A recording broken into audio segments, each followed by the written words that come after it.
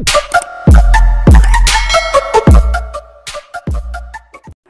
mga master! Welcome back again to our channel. Panibagong araw, panibagong kabanata na naman ang pagsamasamayin natin ngayong araw na ito.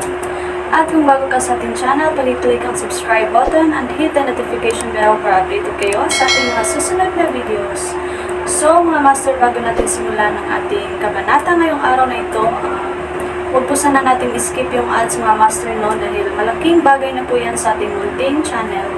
So simulan na natin kabanata ngayong araw na ito. Let's go! Kabanata 771 hanggang 800. Kabanata 771 Pagbangga sa pinto sa Lungguhit 1, Beckett Carmichael. Nabaliw ka na ba? Agad na tumakbo si Lawrence Collar pababa, na sinundan ng mabilis ni Bryson Stephen. Naisip nila na sa pagsasama-sama ngayon, maaari nilang gawing maliit ang malaking isyu na ito, at hayaan itong mawala. Ngunit sa hindi inaasahang pagkakataon, napadpad sila sa isang malaking problema. Si Beckett Carmichael ay parang baliw, hindi mapigilan ng sinuman. Ang kanyang kabaliwan ay nagpagalit din kay Lawrence Collar. Kung lumabas ang insidenteng ito, paano niya mailigtas ang mukha? Boom! Nakinig lang ang driver ng bulldozer sa utos ni Beckett Carmichael. Ito talaga ang pinaka-nakakatakot na aspeto ng Beckett Carmichael. Kung nag-utos siyang patayin, walang pag-aalinlangan ang kanyang mga tauhan. Na may napakataas na kahusayan sa pagpapatupad. Sa loob lamang ng 2 segundo, ang sedan kung saan sina Lawrence Collar at Bryson Stephen ay nadurog sa scrap metal. Matapos gamulong ang bulldozer sa sedan, nag-iwan ito ng bakas ng alikabok at nagpatuloy sa pag-charge patungo sa harap ng gate ng Lee family. Ikaw, baliw ka. Tumayo si Lawrence Collar sa gitna ng kalsada, at itinuro ang driver ng bulldozer, kung may lakas ka ng loob, sagasaan mo ako. Nawala na niya ang lahat ng dignidad. Ang kanyang sariling sasakyan ay nadurog sa metal scrap. Kung ang balitang ito ay kumalat, paano siya muling makihalubilo sa kabisera? Walang halaga ba ang reputasyon ng Collar family? Effective talaga ang pagtayo niya sa gitna ng kalsada. Kahit papaano ay dahan-daang huminto ang driver ng bulldozer. Walang choice, dahil iisa lang ang daan patungo sa main gate. Si Lawrence Collar ay nakatayo mismo sa gitna nito. Beckett Carmichael, bagay ka talaga. Ang matanda mula sa pamilya Collar ay namula sa galit, ang kanyang paghinga ay lalong bumilis. Lawrence Collar, talagang itinakda mo ba ang iyong puso sa pagsuporta kay Nick Lee, laban sa akin, Beckett Carmichael? Pinagmasdan ni Beckett Carmichael si Lawrence Collar na may malamig na mga mata. Kung hindi pa niya naiintindihan ang sitwasyon ngayon, talagang isa siyang tanga. Maliwanag, inimbitahan ni Nick Lee si Lawrence Collar na bantayan siya. Mr. Carmichael, hindi naman sa itinalaga ko ang puso ko na kalabanan ka. Hindi mo talaga ako binibigyan, Lawrence Collar, ng kahit anong mukha. Itinuro ni Lawrence Collar ang durog na kotse, nabasag mo pa ang kotseng papalabasan ko. Ano ang pagkakaiba nito sa pagsampal sa akin sa mukha? Ang iyong pamilya Carmichael ay isang natatanging sambahayan, hindi ba sa akin? Lawrence Collar, hinihiling ko sa iyo sa huling pagkakataon. Aalis ka ba o hindi? Itinuro ni Beckett Carmichael ang ilong ni Lawrence Collar, na galit na sumisigaw, magsalita ka. Hindi aalis. Nag-alab din sa galit si Lawrence Collar sa puntong ito, Carmichael surname, kung gusto mong makalampas, sagasaan mo ako. Kung hindi, bumalik ka sa pinanggalingan mo. Ang galit ay maaaring mawalan ng dahilan. Lahat dapat ay marangal. Ngunit ngayon, nagsimula na si Beckett Carmichael sa pagmumura sa kalye, at ang galit ni Lawrence Collar ay tulad ng dati, napakalaki ng apoy. Lawrence Collar, sa tingin mo hindi ako maglalakas loob? Tumalon si Beckett Carmichael sa bulldozer at itinulak ang dating driver, ngayon ay sasagasaan kita. Matagal-tagal na rin simula nang siya ay galit na galit. Si Julius Reed na nahuli ay iniwan na siya sa masamang kalagayan. Ngayon sa pakikialam ni Lawrence Collar, si Beckett Carmichael ay lubusang nagalit. Carmichael surname, kung lalaki ka, puntahan mo ako. Kung hindi, ako, ang matandang ito, ay minamaliit ka. Si Lawrence Collar, na kinakabog ang kanyang dibdib, napabuga ng hangin sa kanyang galit. Ang mga pinuno ng dalawa sa makapangyarihang 4 na pamilya, sa sandaling ito, ay walang pinagkaiba sa mga sumisigaw sa kalye. Hintayin mo yan, Dagandong. Pumalpak si Beckett Carmichael sa pedal ng gas, direktang nag-charge kay Lawrence Collar. Ikiling ni Lawrence Collar ang kanyang ulo pabalik, pinapanood ang bulldozer na papalapit, ang kanyang paghinga ay pabilis ng pabilis. Dahil si Beckett Carmichael ay talagang walang intensyon na huminto. Lolo, mag-ingat ka. Nang umabot ang bulldozer sa loob ng kalahating metro mula sa Lawrence Collar, biglang tumakbo si Bryson Stephen, hinayla si Lawrence Collar sa isang tabi. Sa susunod na sandali, ang bulldozer ay hindi bumagal at dumiretso sa gate ng Lee family. Boom! Tumaas ang alikabok sa lahat ng direksyon. Ang dating matibay na pintuang bakal ay direktang itinumba sa lupa. Ang mga nasugatang bodyguard ay kumapit sa kanilang mga tainga, pumulupot sa lupa, at humagulgol sa sakit. Napakalakas ng tunog na halos mabingi sila. Beckett Carmichael. Nanginginig si Lawrence Collar habang nakatingin sa bulldozer, hindi mapigilan ang pagkibot ng kanyang bibig. We'll settle this score. Dahan-dahan. Pagkatapos magsalita, pumikit siya at nahimatay. Lolo, niyakap ni Bryson Stephen ang nanghihina na si Lawrence Collar at galit na inilabas ang kanyang cellphone para tawagan ang Collar family. Sa halos 70 taong gulang, si Lawrence Collar ay natural na hindi makayanan ang gayong pagkabigla. Mabilis. Nang makitang nasira ang gate, hinawakan ni Kella Radcliffe ang kamay ni Bambo Whittaker at tumakbo papasok. Anong tunog iyon? Sa sandaling iyon, si Nicodem Lee, na nakahiga sa sopa, ay napatayo nang marinig ang malakas na ingay at naglakad patungo sa bintana. Isang bulldozer. Kumunat ang noo niya, kinuha ang coat niya, at agad na bumaba. May nagbubulldoze ng bahay. Sa kabisera, may nangahas na ay bulldoze ang tahanan ni Nicodem Lee. David, dalhin mo na ang mga lalaki, tayo na. Nang madaanan niya ang lobby sa unang palapag, sinulyapan ni Nicodem Lee ang maliit na silid sa likod bago lumingon at tumungo sa harap ng pintuan. Sumunod sa kanya, pinangunahan ni David ang 12 ng mga bodyguard, na nagmamadaling sumunod sa kanya. Iniisip ko kung sino ito. Si CEO Carmichael pala. Mabangis na lumabas si Nicodem Lee, kasabay ng pagtalon ni Beckett Carmichael mula sa bulldozer. Gaya ng inaasahan, dumating na ang ibig sabihin. Pero parang medyo late ang timing. Bumaba ang tingin niya sa kanyang relo. Lumipas ang kalahating oras, nagawa na ni Fernando ang dapat niyang gawin, at ngayon, kahit napalayain niya ang bihag, hindi na iyon mahalaga.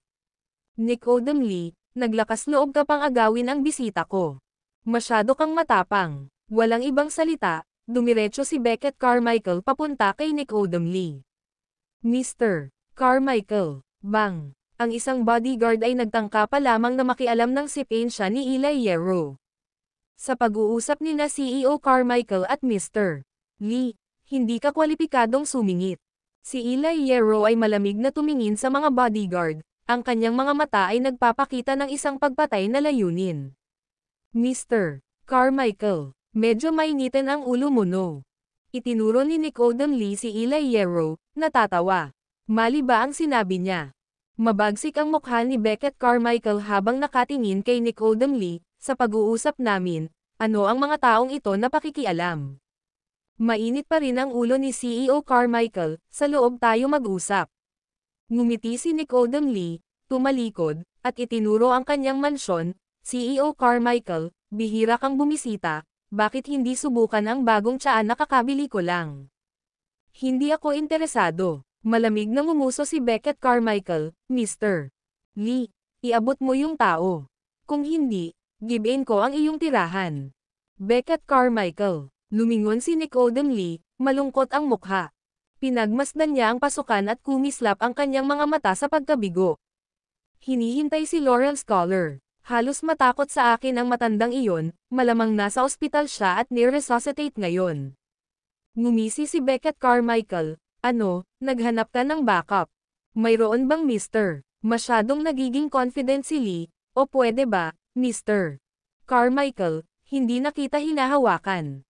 Ang Lee family ay talagang makapangyarihan at nagpakita ng mga palatandaan ng pagbangon kamakailan.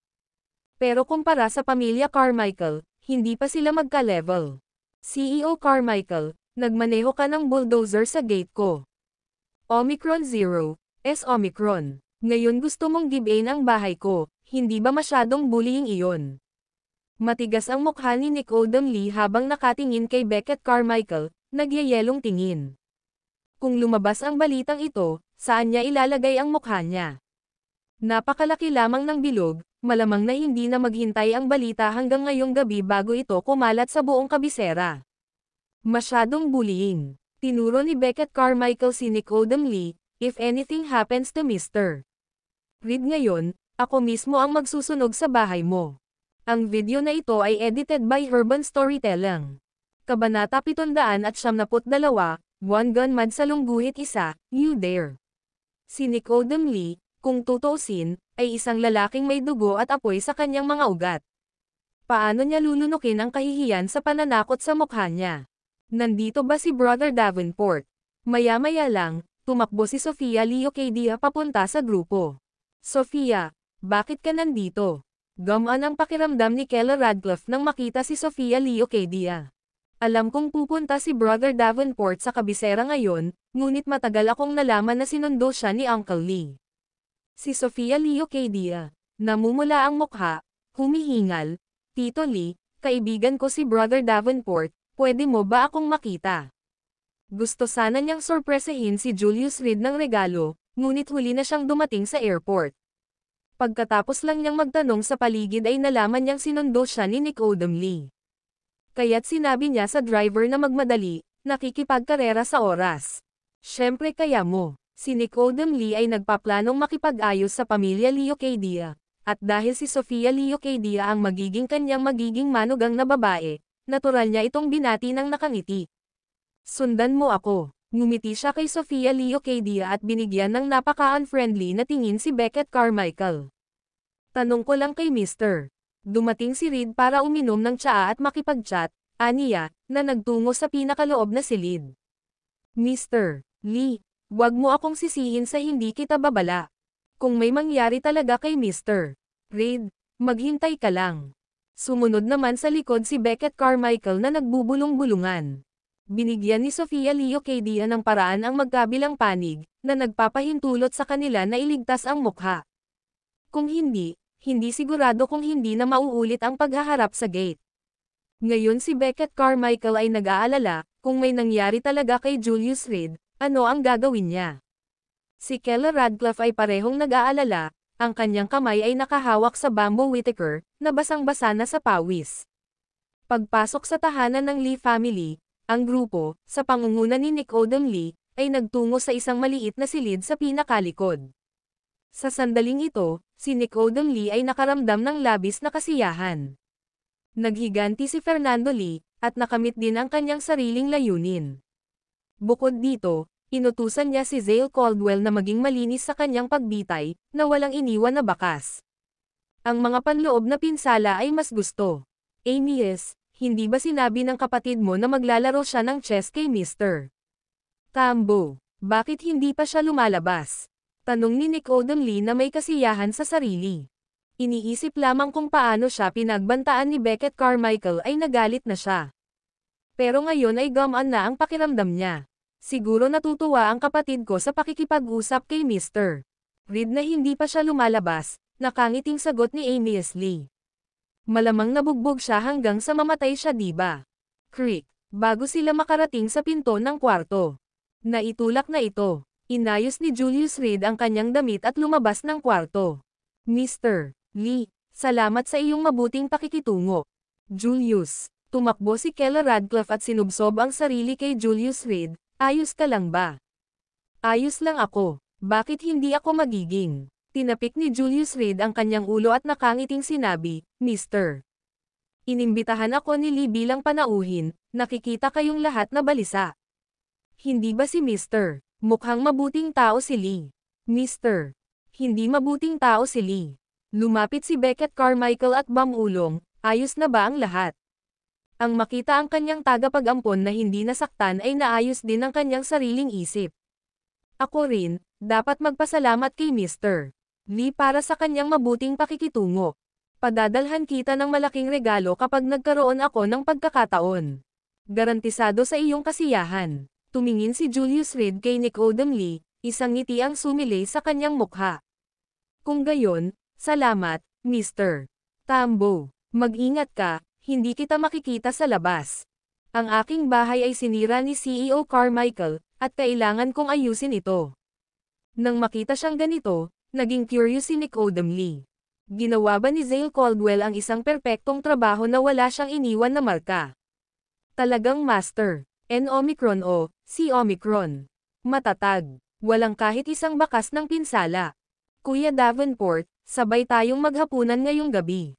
Ang nakabitin na puso ni Sofia Leocadia ay napahinga rin. Lumapit siya at hinawakan ang kamay ni Julius Reed. How about it? Ako ang mag-host. Nagtaas ng kamay si Beckett Carmichael. Well, may itatanong tayo. Tumingin si Julius Reed kay Keller Radcliffe. Sinusubukang alalahanin kung ang ibang tao ay nagdala ng immortal na echinopsis. Wala akong tutol. Nang makitang maayos si Julius Reed, mas gamaan ang pakiramdam ni Keller Radcliffe. At dahil hindi pa siya kumakain buong hapon, nakaramdam nga siya ng kaunting gutom. Kung gayon ay umalis na tayo. Tumanggo ang kanyang asawa, kaya walang dapat ikabahala si Julius Reed. Lumingon siya para tingnan si Nicodem Lee. How about joining US? Salamat, pero busy ako. Malamig na tiningnan ni Nicodem Lee si Julius Reed. Siguradong kayang maglagay ng harapan ang batang ito. Ang binugbog ni Zale Caldwell ng ganoon pero nagpapanggap pa rin na ayos lang. Gayunpaman, kapag ang tao ay umalis sa kanyang mansyon, kahit na siya ay namatay, si Nicodem Lee ay hindi mananagot. Ngunit ang Collar family, saan napunta ang Collar family? Nangako si Lawrence Collar na pipigilan si Beckett Carmichael sa pintuan. Nang maalala ito, agad na inilabas ni Nicodem Lee ang kanyang telepono at tinawagan ang Collar family. Samantala, naglakad si Amias Lee patungo sa pinakaloob na silid, gustong makita kung bakit hindi lumabas ang kanyang kapatid. Mr. Merritt, ako si Bryson Stephen. Isang malalim na boses ang nagmula sa telepono mula kay Bryson Stephen. Mahal kong pamangkin, ito ang Tio Limo, nasaan si Mr. Merritt? Natigilan si Nicodem Lee, paano ba naman si Bryson Stephen ang sumagot sa phone ni Lawrence Collar? Biglang inatake sa puso ang lolo ko, ni-resuscitate siya sa ospital. Malalim ang boses ni Bryson Stephen. Anong nangyari? Hindi ba okay lang ang matandang Ginoo kaninang hapon? Laking gulat ni Nicodem Lee. Isang oras na ang nakalipas, kausap niya si Lawrence Collar sa telepono. At ngayon, bigla ang atake sa puso. Pinapahinto ni Lolo si Beckett Carmichael sa pintuan, ngunit ang Carmichael na iyon ay nagmaneho lamang ng bulldozer sa kanya, halos patayin siya. Nagsalita si Bryson Stephen sa nagngangalit na mga ngipin, kung hindi dahil sa mabilis kong reaksyon, si Lolo ay nakarete sa morgue ngayon. Ito, natigilan si Nicodem Lee. Si Lawrence Collar ay hindi nabigo na dumating, siya ay natakot sa ospital ni Carmichael. Bibisita ako sa ospital mamaya. Pagkatapos magmadaling sabihin ito, agad na ibinaba ni Nicodem Lee ang telepono. Laking gulat niya. Beckett Carmichael, ano lang ang relasyon mo sa kanya para hindi ka matakot na masaktan ang Collar family? Sa pagtingin sa bulldozer na nakaparada sa may tarangkahan, biglang naramdaman ni Nicodem Lee na ito ay wala. Ama, sa sandaling iyon, tumakbo palabas si Amias Lee sa takot, natapilok at bumagsak sa lupa. Ano bang problema mo? Tumatakbo ka sa sobrang gulat. Hindi dekorasyonan yan. Matigas na saway ni Nicodem Lee, hawak-hawak ang kanyang telepono. Tama si Julius, wala ka talagang kwenta. Ama, Zale Caldwell ay patay na. At nagalit si Kuya. Natarante si Amias Lee, itinuro ang pinakaloob na silid, may dugo sa lahat ng dako. Ano? Clatter. Nalaglag ang telepono ni Nicodem Lee sa lupa. Imposible. Nagmamadali siyang naglakad patungo sa loob. Habang papalapit siya ay mas lalo siyang nakaramdam ng pagkabalisa sa kanyang puso. Si Zale Caldwell ay isang bihasang manlalaban. Kung talagang nagkaroon ng away, paanong hindi nasugatan si Julius Reed? Ngunit nang makarating siya sa pintuan, nagdadalawang isip siya kung papasok ba siya. Talagang nag-aalala siyang makakita ng eksenang hindi niya matanggap. Huwag kang lalapit. Huwag mo akong patayin. Sa sandaling umalangaw-ngaw ang boses ni Fernando Lee, sinuntok ni Nicodem Lee ang pinto at pumasok. May dugo sa buong sahig. Si Zale Caldwell ay patay na. At si Fernando Lee, na nakayuko sa isang sulok, ay namumula ang mga mata. Nabaliw siya. Ang video na ito ay edited by Urban Storytelling. Kabanata 773, nagsisimula ang paghihiganti sa lungguhit isa, Mr. Lee. Mr. Lee. Fernando, siya. Nang marinig ang sigaw mula sa itaas, natarante si Quentin Leopold at tumakbo pababa ng hagdan, dumiretso sa pinakaloob na maliit na silid. Nang makita niya ang eksena sa silid, hindi niya napigil ang mapasigaw. Ang dugo ay nasa lahat ng dako. At isang katawan. Anak, sumugod si Quentin Leopold, sinusubukang yakapin si Fernando Lee, na nakayuko sa isang sulok. Bang! Magwala ka! Kalapiting mababa ang lipad. Si Fernando Lee, na parang nasa ilalim ng isang mahusay na pampasigla, ay itinulak palayo si Quentin Leopold. Namumula ang kanyang mga mata, hindi niya nakilala ang sarili niyang ina. Anak, gumapang si Quentin Leopold at niyakap ang mga binti ni Nicodem Lee, sumisigaw, Mr. Lee, bakit naging ganito ang anak ko? Sabihin mo sa akin. Hindi niya matanggap, hindi niya ito matanggap. Ilang oras lang ang nakalipas, kasama pa rin nila si Fernando Lee, nakikipagkwentuhan at nagtatawanan. Pero ngayon, nabaliw na siya. Hindi man lang nakilala ang kanyang ina. Julius Reed, dahil wala kang kabaitan, huwag mo akong sisihin sa pagiging walang puso. Huminga ng malalim si Nicodem Lee at marahas na sinipa si Quentin Leopold, na nakahawak sa kanyang hita, at dahan-daang lumabas ng maliit na silid. Amias, ilabas mo ang nanay mo. Oo, ama, si Amias Lee, na may mabilis na takbo, ay sumugod sa maliit na silid at hinayla palabas si Quentin Leopold. Para pumatay ng tao sa tahanan ng Lee family ko, humanda ka sa pagkabulok sa kulungan. Sinulyapan ni Nicodem Lee ang nag-aalalang mag-ina, naglakad papunta sa gitna ng bulwagan, at kinuha ang kanyang telepono na nahulog sa lupa. Pinindot niya ang 3 numero. Himpilan ng pulisya. Gusto kong magulat ng pagpatay. Oo, sa bahay ko. Pagkatapos pumatay ng tao, kumakain ang mamamatay tao kasama ang CEO ng Carmichael Group. Sana ma-dispatch mo agad. Ebidensya. Iyan ang iyong pag-aalala. Parehong nasa bahay ko ang saksi at ang ebidensya. Pagkatapos siyang arestuhin, dumiretso ka rito. Good. Very good. Hihintayin ko ang good news mo. Pagkababa ng tawag, matigas ang mukha ni Nicodem Lee. Nakatayo siya sa harap ng bintana, tahimik sandali. Tumawag ulit siya. Jennifer Lopez, nabigo ako. Mr. Lee, kahit ang Collar family ay nagsalita para sa iyo, paano ka mabibigo? Si Beckett Carmichael ay nagmaneho ng isang bulldozer, halos gibain ang aking bahay. Pinatay ni Julius Reed ang aking mga tauhan at tinakat ang aking anak na walang kabuluhan. Ano sa tingin mo? Ang anak ko, namatay din sa kamay niya. Ngayon, ano ang maaari kong gawin para sa iyo? Nai-report ko na sa pulis. Kung makumpirma ang akusasyon ng pagpatay laban kay Julius Reed, walang makakapagligtas sa kanya. Agad akong magpe-pressure para mapabilis ang usapin. Phew, ang mas maaga ay mas mabuti.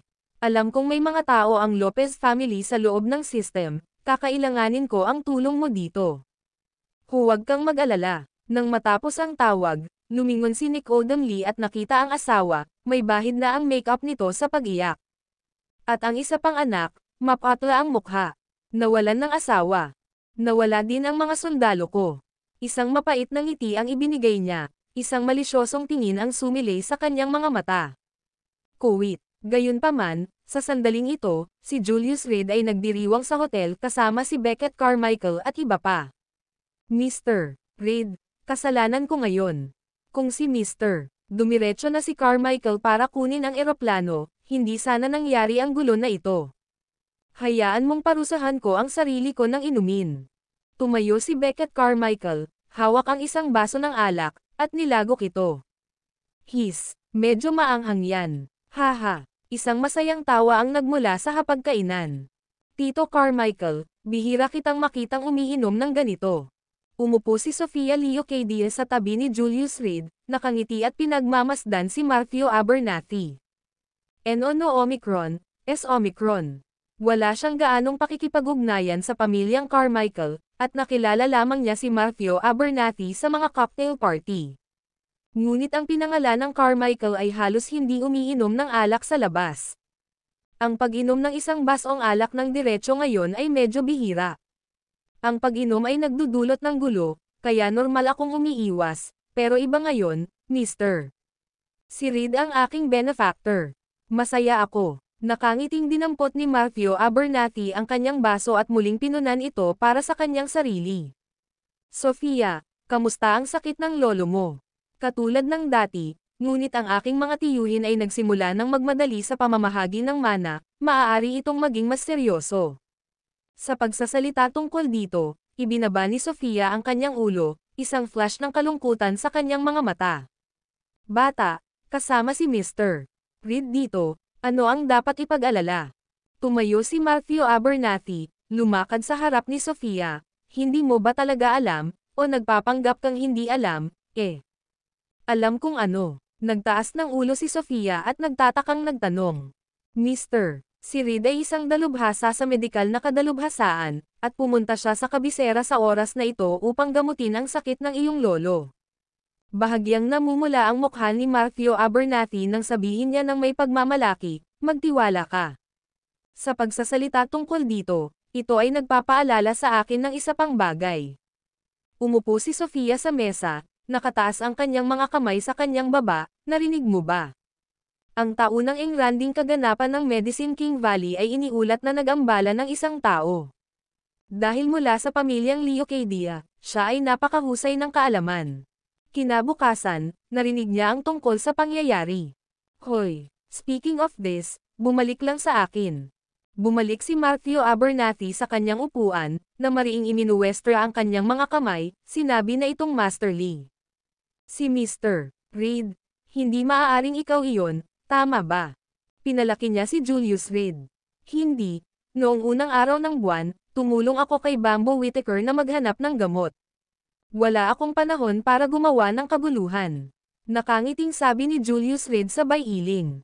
Nagkataon, ang taong ito ay pinangalan ng Lidin, at sinasabing siya lang ang naglason sa buong Medicine King Valley. Bukod dito, gumamit siya ng isang nawawalang sining mula mismo sa Medicine King Valley. Malakas na sinampal ni Matthew Abernathy ang kanyang hita, ngayon ang buong kabisera ay nag-iisip tungkol sa kung sino ang taong iyon.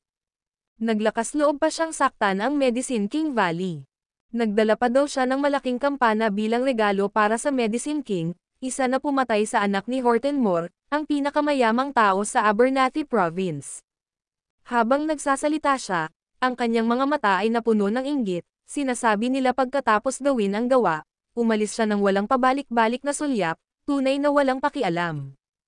Ang aming Leocadia family ay nagpadala din ng isang tao upang kumuha ng gamot para sa matanda, ngunit pagkatapos ay nangyari ito, at lahat ay nagdusa ng walang kabuluhan sa taong ito. Bahagyang nagpout si Sofia, nagsasalita na may halong pagkabigo. Masyadong masalimuot ang sakit ng kanyang lolo, sa totoo lang, wala siyang gaanong tiwala kay Julius Reed para gamutin ito. Kung tutuusin, ito ay isang sakit na nagpatigil sa maraming sikat na doktor. Hindi ako pumunta, bumantong hininga si Matthew Abernathy, sa 100 bilyong kayamanan, bakit ako magdaranas ng problemang iyon? Parang apo, naghihintay sa mga handout ng Medicine King Valley. Tama, sa pagsasalita tungkol dito, tumingin siya kay Julius Reed at mahinang sinabi, may isang bagay na maaaring interesado ka. Ano ito? Umupo si Julius Reed, nag-iisip kung paano haharapin ang mga bagay ng pamilya Leocadia. Isinasaalang-alang din niya kung kailan hahanapin si Santiago Carmichael para sa isang investigasyon sa pagtatangkang pagpatay kay Isabella Worm taon na ang nakakaraan. Ang pamilya Lopez, malaking problema. Hininaan ni Matthew Abernathy ang kanyang boses, si Jennifer Lopez, ang babaeng iyon, ay nagdala ng isang master na direktang nagpabagsak sa mga suwail na miyembro ng Lopez family, at ngayon siya ay naging family head. Balita ko may away ka sa babaeng yon, kailangan mong mag-ingat. Talagang nabigo si Arlo Percival. Nagulat si Julius Reed ngunit nasa loob pa rin ito ng katwiran. Kung ganoon lang kadali talunin si Jennifer Lopez, talagang nadismaya siya. Ngunit ito ay mabuti rin. Nagdala siya ng regalo mula kay Aaron Jackson para kay Jennifer sa pagkakataong ito. Isang CD ng kanilang duet. Hanapin natin si CEO Carmichael. Paumanhin, ang CEO Carmichael ay kasalukuyang nag-aaliw sa mga bisita. Ito ay isang warrant of arrest, mangyaring makipagtulungan. Paumanhin, kasalukuyang hindi available ang CEO Carmichael. Biglang sumiklab ang away sa labas ng pinto. Anong nangyayari? Tumayo si Matthew Abernathy at sumigaw patungo sa pintuan, hindi nasisiyahan, sino nandoon. Ang video na ito ay edited by Urban Storytelling.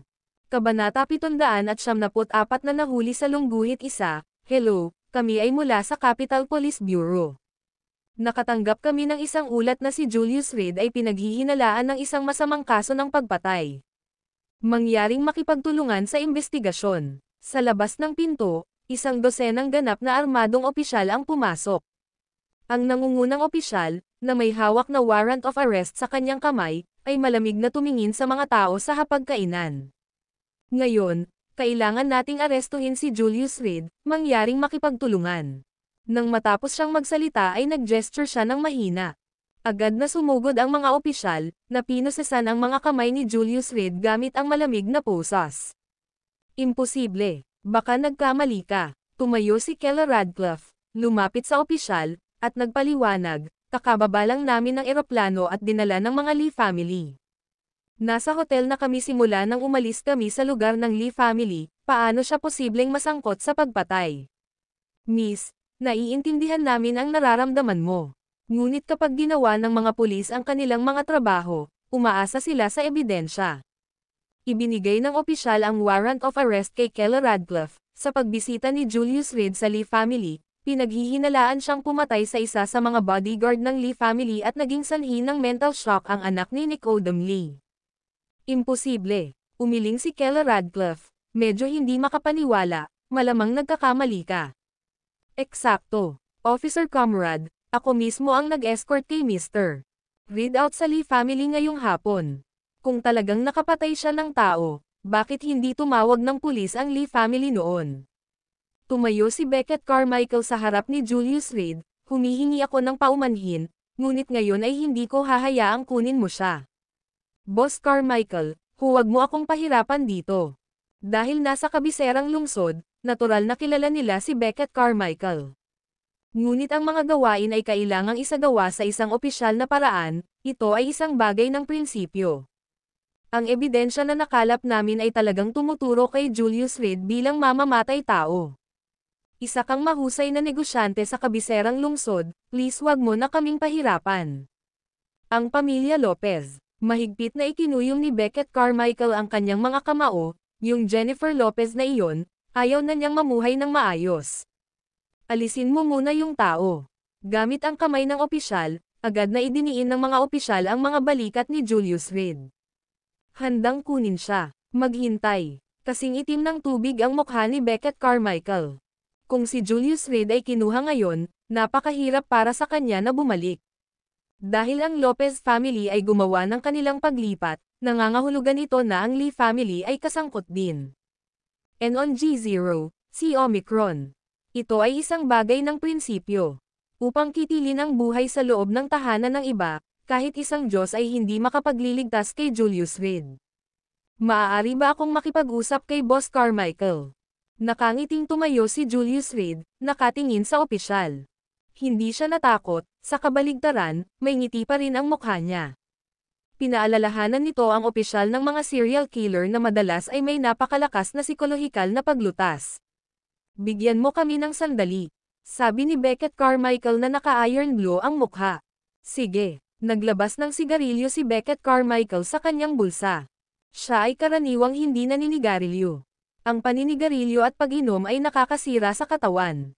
Ngunit kapag nahaharap sa nakakainis na mga isyo, kadalasan ay mayroon siya nito. Mr. Reed, may nag-aayos sa atin. Namumula ang mga mata ni Beckett Carmichael habang sinindihan ang sigarilyo sa kanyang bibig. Huwag kang mag-alala, kung kailangan kong mawala ang negosyo ko, ilalabas pa rin kita. Hindi ko pinatay ang tao. Umiling si Julius Reed. Hey, okay lang. Nagulat muna si Beckett Carmichael, saka tumawa sabay iling. Kilalang-kilala niya si Julius Reed, Euro, isang taong papatay sa kahit kaunting hindi pagkakasundo. Normal. Pero gagawin din niya ang lahat, ilabas lahat. Ito ang aking telepono. Sa loob ay 2 recording, isa tungkol kay Fernando Lee at isa tungkol kay Jennifer Lopez. Tinapik ni Julius Reed ang kanyang balikat, hasiwan mo sila ng mabuti, at ikaw, Boss Carmichael, ang makakapagpababa sa kanila. Nang matapos ay humarap siya kay Kella Radcliffe. Asawa, namumula rin ang mga mata ni Kella Radcliffe. Sa loob ng 2 araw, lalabas talaga ako, sabi ni Julius Reed, na kinakabahang tumingin kay Sofia Leocadia. With Kella in Gonzales City, I am counting on you. Boss Davenport, huwag kang mag-alala. Napakagatlabi si Sofia Leocadia, hindi napigilan ang panginginig ng kanyang mga kamay. Sige, bakasyon lang. Kinawayan ni Julius Reed ang mga tao sa loob ng kwarto at sinundan ang mga opisyal palabas ng hotel. Tito Carmichael, umupo si Sofia Leocadia sa upuan, hindi na napigilan ang kanyang mga luha. Ayos lang. Huminga ng malalim si Beckett Carmichael sa kanyang sigarilyo, namumula ang kanyang mga mata habang sinabing, kahit na si Mr. Hindi talaga makakalabas si Reed this time, sisiguraduhin kong kasama natin ang pamilya Lee at ang pamilya Lopez. Pagkatapos magsalita, mariing idiniin niya ang upos ng sigarilyo sa mesa. Pagkatapos ay binuksan niya ang kanyang cellphone. Ang bagay na partikular na hiniling sa kanya ni Julius Reed na hawakan bago siya umalis ay tiyak na hindi mahalaga. Walang iba sa telepono, 2 video lang. Ang isa sa kanila ay nasa format na AV. Natarante itong pinindot ni Beckett Carmichael at mabilis na nanlaki ang kanyang mga mata. Ang video ay nagpakita kay Jennifer Lopez kasama ang isa pang lalaki sa isang sobrang erotikong video. Damn! Nanginginig ang kamay ni Beckett Carmichael, at muntik na niyang mahulog ang telepono sa sahig. Mabilis niya itong pinatay at dali-daling binuksan ang kasunod. Nanlaki na naman ang mata niya. Sa pangalawang video, nakita si Fernando Lee na may hawak na kutsilyo at galit na sinasaksak si Zale Caldwell. Mr. Si Reed ay talagang mahusay sa diskarte. Tuwang-tuwang itinago ni Beckett Carmichael ang cellphone at mabilis na lumapit kina Sofia Leocadia at Kella Radcliffe. Huwag kayong mag-alala, lahat, Mr. Siguradong magiging ligtas si Reed. Ito ay isang malaking laro. Talaga, naisip ni Kella Radcliffe na sinisikap siyang aliwin ni Beckett Carmichael. His in-law, hindi mo ba napagtanto kung gaano kaingat si Brother Davenport kapag gumagawa siya ng mga bagay? Humalaklak si Beckett Carmichael, ang kabisera na ito ay nagiging mas masigla at mas masigla, ha? Sa oras na ito, pababa sa lobby ng hotel. Huminga ng malalim si Julius Reed. Tapos umubo siya ng ilang beses. Medyo makapal ang usok. Mas maganda ang Gonzales City. May mga bundok, tubig, at sariwang hangin. Magpapakasaya lang ako sa loob. Huwag kang mag-alala. Bigla siyang sumigaw ng malakas. Baliw. Malungkot na sinabi ng opisyal sa likod niya, itigil ang mga panlilinlang at magpatuloy ka lang. Sa anumang kaso, ang taong ito ay konektado kay Beckett Carmichael, kaya kailangan nilang magbigay ng ilang konsiderasyon. Kung hindi, pinilit na nila siyang pumasok sa sasakyan. Bakit nila pakialam kung umuungol siya ng walang sakit? Klang. Sa hindi kalayuan, isang loli na may pink na sportswear at kambal na nakapusod ang kalahating iginuhit ang kanyang longsword, pagkatapos ay muli itong binalot. Damn heartless one, who cares about you? Dahil doon, nawala siya sa kadiliman. Kuwit, ng gabing iyon, 2 pasabog na balita ang kumalat sa buong kabisera. Ang una ay opisyal ng hiwalayan ni Jennifer Lopez si Arlo Percival at magsasagawa ng seremonya ng kasal sa kanyang bagong asawa kinabukasan, sa tirahan ng Lopez. Ang ikalawang piraso ng balita ay isang marahas na pagpatay ang naganap sa tirahan ni Lee. Ang Shadow Warrior ay brutal na pinatay ang isang bodyguard sa harap ni Fernando Lee. Nagdulot ito ng matinding psikolohikal na trauma kay Fernando Lee. May chismis na ito ay lubos na natakot sa pangalawang anak na lalaki ng pamilya Lee. Ngunit may iba pang balita na hindi nakakuha ng atensyon ng maraming tao, na kumalat sa maliliit na bilog. Ang patriarch ng pamilya Collar ay biglang inatake sa puso at isinugod sa ospital, na nasa kritikal na kondisyon. Ang anak na babae ng pamilya Leocadia, na ikinasal maraming taon na ang nakalilipas, ay biglang bumalik sa kabisera, na nakasuot ng sako at damit na nagdadalamati. Kasabay nito, sa Medicine King Valley, biglang lumitaw ang ilang mapuputing buhok. Naglalabas sila ng mamamatay taon na aura. Ang video na ito ay edited by Urban Storytelling. Kabanata 775 ang kalmado bago ang bagyo sa Lungguhit 1, Lachlan Yarrow, paano hinahawakan ang sitwasyon. Si Beckett Carmichael ay nakahiga sa malaking sofa sa bahay, paulit-ulit na pinahahalagahan ang higanteng screen. Kumuha siya ng tisyo sa katabi niyang mesa para panasan ang laway sa gilid ng bibig niya. Mahirap sabihin, sobra-sobra pa ang babaeng ito kaysa sa sarili niyang sekretarya. On Omicron, Omicron, boss. Ayon sa iyong mga tagubilin, ang ating mga tao ay walang humpay na nag-uudyok, nagkakalat ng mga balita sa iba't ibang mga forum at website. Palaki ng palaki ang sitwasyon. Lachlan Yarrow said with some confusion on the phone, hindi ba kayo ni Mr. Reed, kaibigan? Higit pa sa mga kaibigan. Nanginginig ang kamay na hawak ni Beckett Carmichael sa telepono, huwag ka ng maraming tanong, just help me fan the flames. Gawing malaki ang bagay na ito, alam ng lahat. Ikaw ba? Ayusin ang sarili mo. Hindi siguradong sinabi ni Lachlan Yarrow, nakalabas na ang salita sa bilog, kinuha daw ang tao sa hapagkainan mo. Kung ito ay masyadong malaki, nag-aalala ako. Lachlan Yarrow. Tinitigan ni Beckett Carmichael ang nanginginig na katawan sa screen, lumunok ng laway, na-promote kita bilang general manager dahil sa kakayahan mo, na napakalakas. Salamat sa pabor ni CEO Carmichael. Lachlan Yarrow ay gagana hanggang sa buto ng walang pag-aalinlangan. May kung anong excitement sa boses ni Lachlan Yarrow sa telepono. Ikaw ba? Alam mo ba ang tungkol sa chismis? Pumikit si Beckett Carmichael, nakasandal sa sofa, there are many uncertain things about rumors. Kailangan mo lang papaniwalan ang mga tumutulong sa akin na gusto kong ilayo ang sarili ko kay Julius Reed, at isipin ng mga napupuot sa akin na gusto kong protektahan si Julius Reed. Ito, Lachlan Yarrow ay ganap na nataranta. Ito ba ay isang plano para ipahamak ang sarili? CEO Carmichael, kilala ko si Mr. Nahuli si Reed, at masama ang loob mo. Ngunit hanggat nananatili ang Gonzales City, walang takot na kulang sa kahoy na panggatong. Kung mahulog ka, si Mr. Gugugulin ni Reed ang natitirang bahagi ng kanyang buhay sa likod ng mga bar. Utak ng baboy. Napabuntong hininga si Beckett Carmichael, just do as I say. Kapag nagawa mo na ito ng maayos, ginagarantiyahan kong paksain ang Lopez family at ang Lee family sa isang suntok. Sa loob ng 5 taon, hindi na sila makaka-recover. Naiintindihan. Hindi na nag-aksaya pa ng mga salita si Lachlan Yarrow at agad na nag-ayos. Habang pinapanood ni Beckett Carmichael ang video ni Jennifer Lopez sa screen, hindi niya maiwasang maalala ang unang pagkakataon na nakilala niya si Julius Reed. Buti na lang at lagi niyang naaalala ang mga salita ng kanyang mga ninuno. Kung ang isa ay hindi nagpapasalamat, ang mga kahihinatnan ay hindi maiisip. Habang pinapanood si Jennifer Lopez sa screen, naisip ni Beckett Carmichael ang tungkol sa kasal ng Lopez family sa loob ng 2 araw. Tiyak na magiging masigla kung gayon. Kuwait, ang pamilya Davenport sa Gonzales City. Kahit malalim na ang gabi, bukas pa rin ang mga ilaw.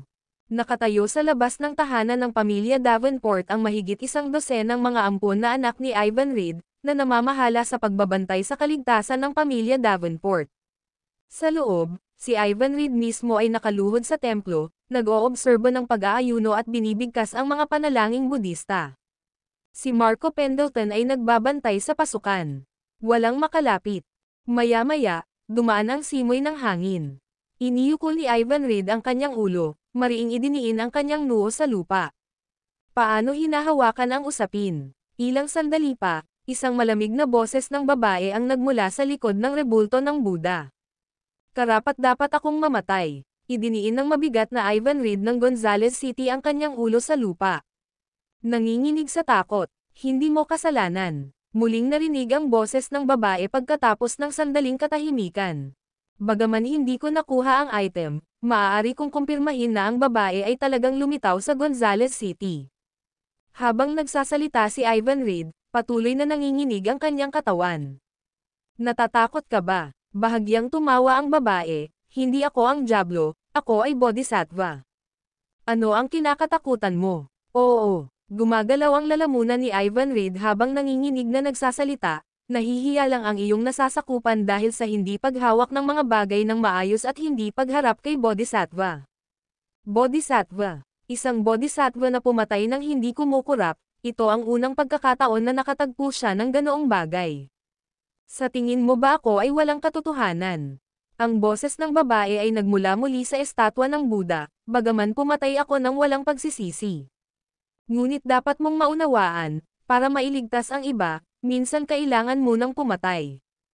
Oo, nababalot na ng malamig na pawis ang kalbong ulo ni Julius Reed. Pakiusap, divine skills, turuan mo ako kung ano ang susunod kong gagawin.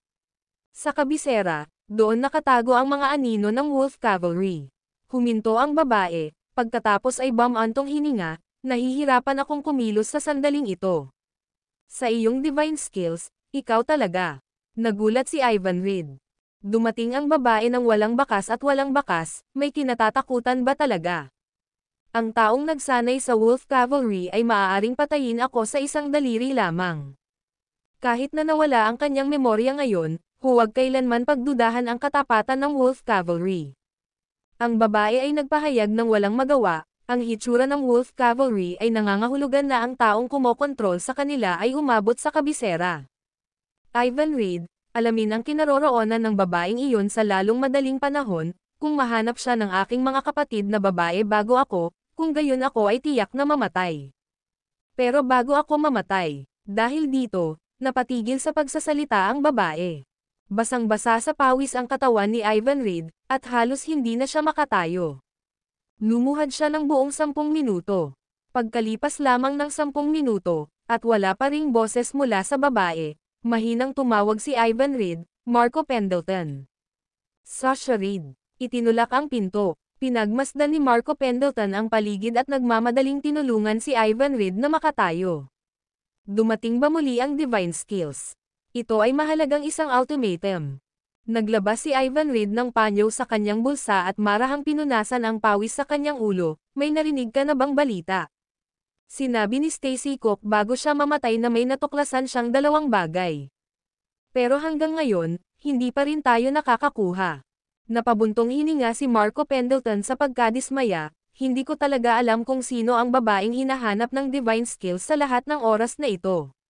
Divine skills. Isang misteryosong babae na biglang lumitaw sa Davenport family taon na ang nakakaraan. Walang nakakita sa kanya, at walang nakakaalam kung ano ang hitsura niya. Matapos ang babae ay dumating sa Davenport family, siya ay direktang nagbigay ng lason kay Ivan Reid. Ito ay walang lunas sa modernong mundo. Sino ang mag-aakala na ang ganitong kakilakilabot na matanda ay gagawing puppet? Pero kahit papaano, kapag may sumalungat kay Ivan Reid, ang taong iyon ay palaging biglang mamamatay. Ang responsable sa paghahatid ng mga mensahe sa divine skills ay kilala bilang Night Fairy. Ang diwata ng gabi ay may kakayahang magpalat ng anyo sa kalooban. Walang nakakaalam ng tunay niyang anyo. Kahit si Ivan Reid ay hindi malinaw kung lalaki o babae ang Night Fairy. Ito ang dahilan kung bakit ang Night Fairy ay napakabigat. Noong nakaraan, itinago niya ang kanyang sarili bilang Ivan Reid, at kahit si Marco Pendleton ay hindi nakilala. Tama, snap, biglang tinampol ni Ivan Reid ang kanyang noo. Ang batang iyon na si Stacy Cook ay palaging may ugali na mag-ingat ng isang electronic diary. Ayusin ang mga hacker na ma-hack kaagad ang mga online na account ni Stacy Cook.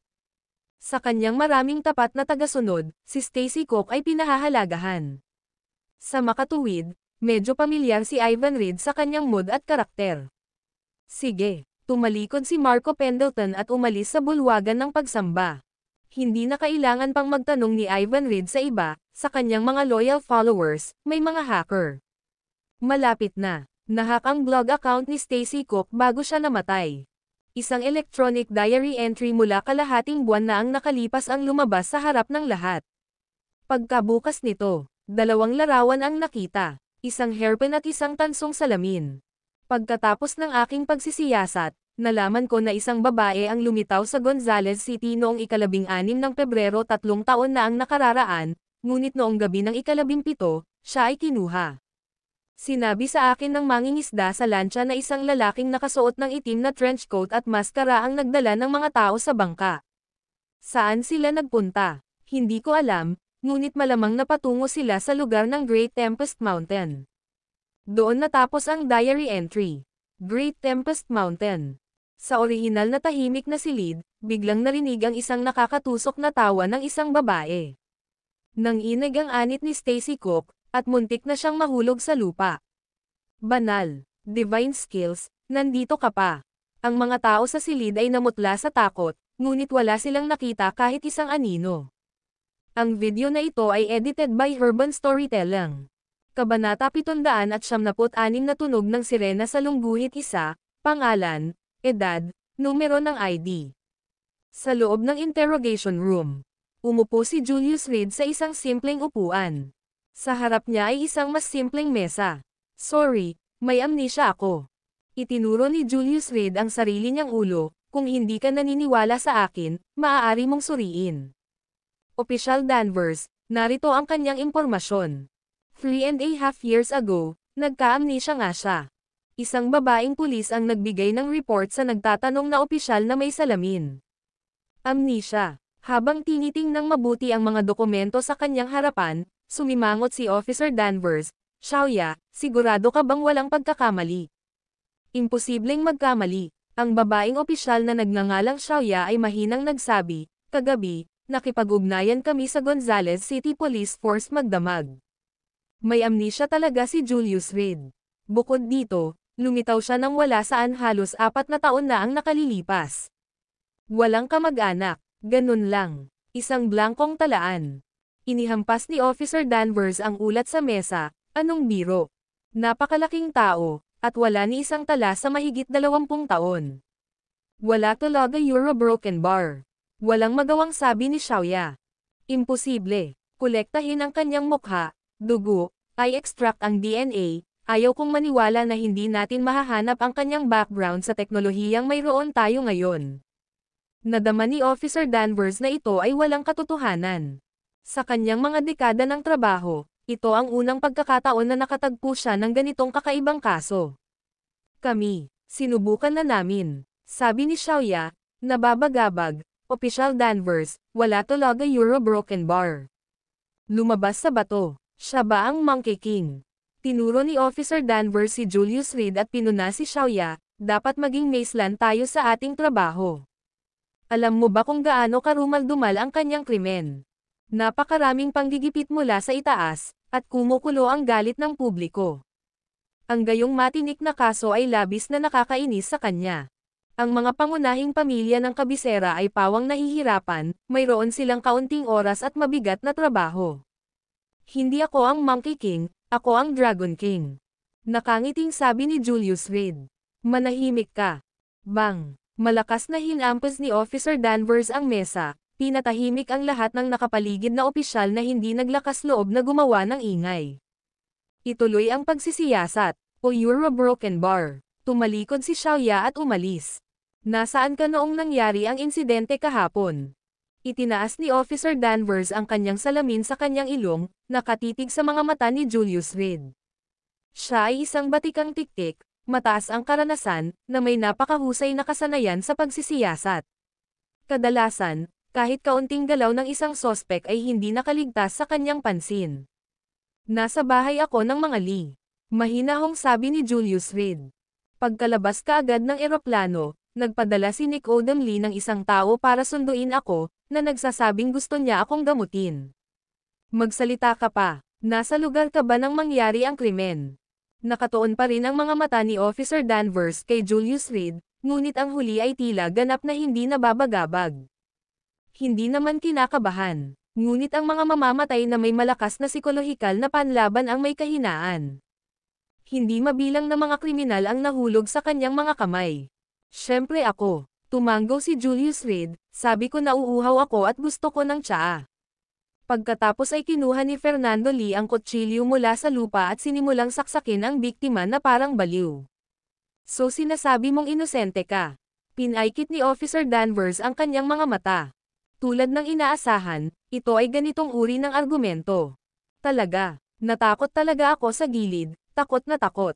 Walang pakialam na tinapik ni Julius Reed ang kanyang dibdib, walang bakas ng kaba sa kanyang mukha. Sa halip ay nagdala ito ng mapanuksong hangin. Gayunpaman, naglabas si Officer Danvers ng isang pirasong papel at ini-flash ito sa harap ni Julius Reed. Nasa kutsilyo ang fingerprints mo. Paano mo ipapaliwanag ito? Habang sinasabi niya ito, biglang lumakas ang boses niya. Sinusubukang humanap ng breakthrough point sa mga mata ni Julius Reed o sa subconscious na paggalaw ng kanyang katawan. Ngunit nabigo siya. Humikab si Julius Reed. Normal, kung hindi ako nag-iwan ng fingerprints, hindi sisabog ang insidenteng ito.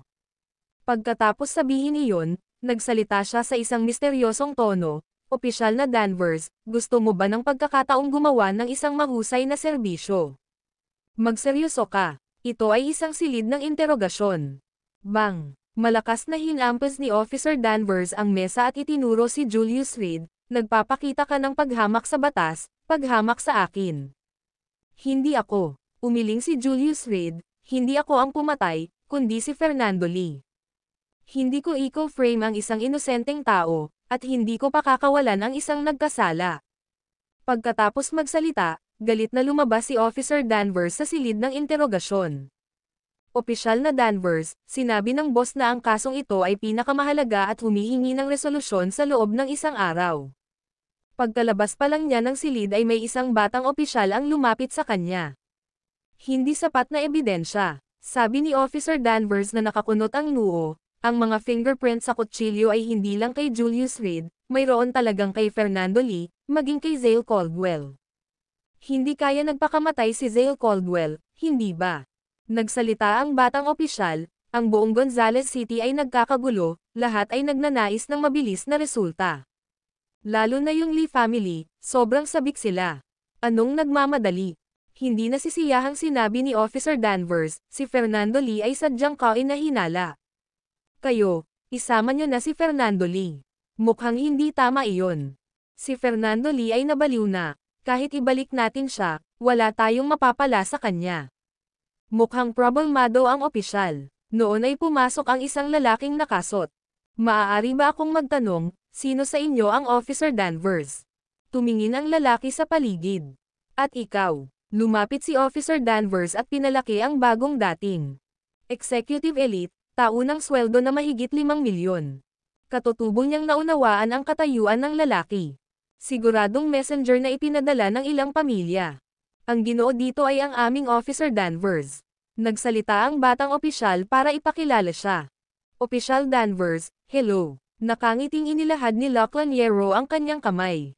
Hello. Ano ang maaari kong gawin para sa iyo? Ako ay nasa opisyal na negosyo sa ngayon, mangyaring maunawaan. Nakipagkamay si Officer Danvers kay Lachlan Yero at sinenyasan itong maupo at magsalita. Mayroon akong video na may kaugnayan sa kaso na hawak ko. Dahan-daang kinuha ni Lachlan Yero ang isang USB drive mula sa kanyang bulsa at ibinigay ito kay Officer Danvers. Opisyal, bilang isang nagmamalasakit na mamamayan, umaasa akong ang mga pahiwatig na ibibigay ko ay makakatulong sa iyo na malutas ang kaso ng mabilis. Kunin mo. Ipinasa ni Officer Danvers ang USB drive sa batang opisyal sa tabi niya at tumingin kay Lachlan Yero. Salamat sa iyong tulong. Ito ang pinakamaliit na magagawa ko, kung wala nang iba pa, mag-iiwan ako. Pagkasabi nito, tumalikod si Lachlan Yero at umalis. Opisyal Danvers, kailangan mong pumunta dito. Nagpakita ng matinding pananabik ang batang opisyal matapos ipasok ang USB drive sa computer. Ano ang lahat ng kaguluhan? Hindi naniniwala si Officer Danvers na malulutas ng iba ang hindi niya kaya. Gayunpaman, tumayo siya at naglakad patungo sa computer. On S0, nanlaki ang mata niya sa isang iglap. Ito. Sa screen, dinampot ni Fernando Lee ang kutsilyo at galit na tumingin kay Zale Caldwell. Tapos, sinaksak niya ng paulit-ulit. Huminga ng malalim si Officer Danvers, go.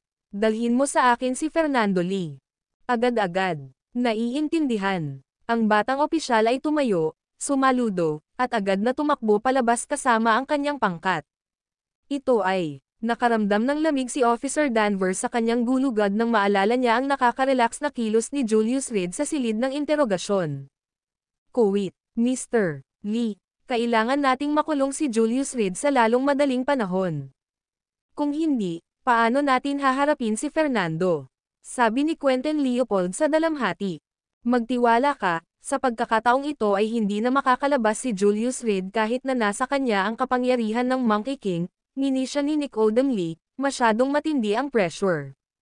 Ang buong kabisera ay pagpindot, ang mamamatay tao ay tiyak na mapaparusahan.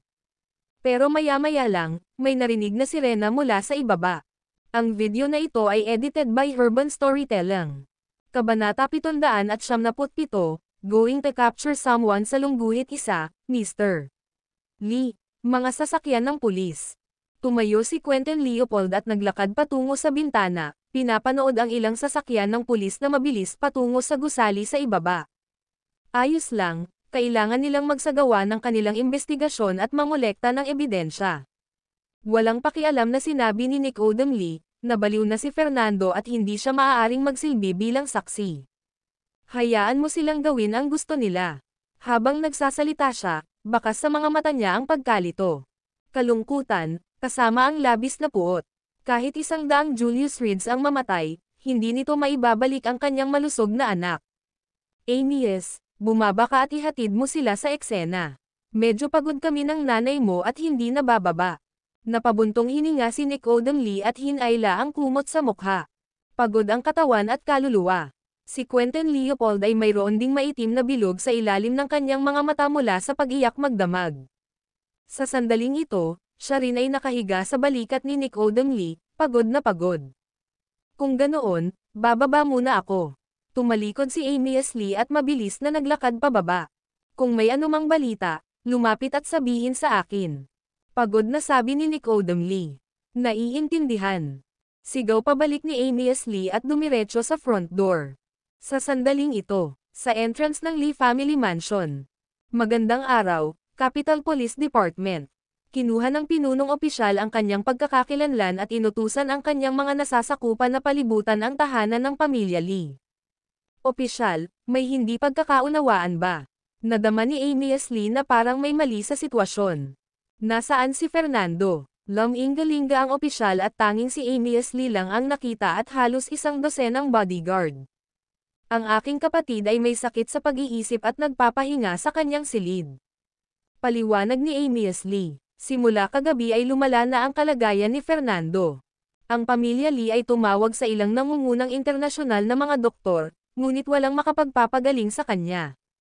Ang kanyang psikolohikal na trauma mula sa insidente sa Five River Province ay naging malubha, at ngayon ang sitwasyong ito ay lubhang nagpalala sa kanyang kalagayan.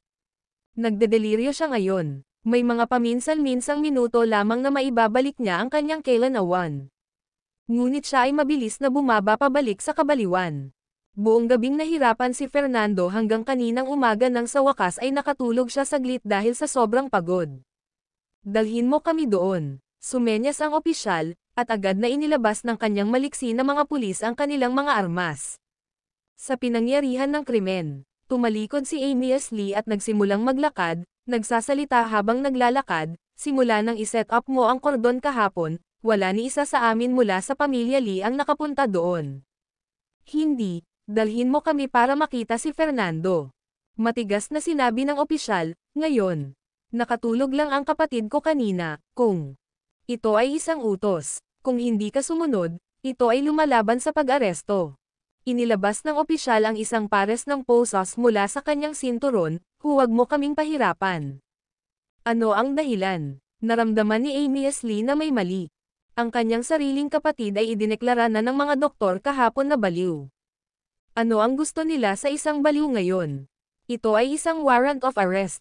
Nagpakita ang opisyal ng isang dokumento sa kanyang harapan, ang iyong kapatid ay pinaghihinalaan ng pagpatay. May karapatan kaming i-detain siya para sa pagtatanong. Paano ito posible? Nanlaki ang mata ni Amias Lee. Ngunit malinaw na nakasulat ang warrant, na may opisyal na selyo. Walang pagkakamali. Ikaw, dalhin mo ang opisyal sa kwarto ni Fernando, aakyat ako para ipaalam sa tatay ko. Pagkasabi nito, Mabilis na tumakbo si Amias Lee sa itaas.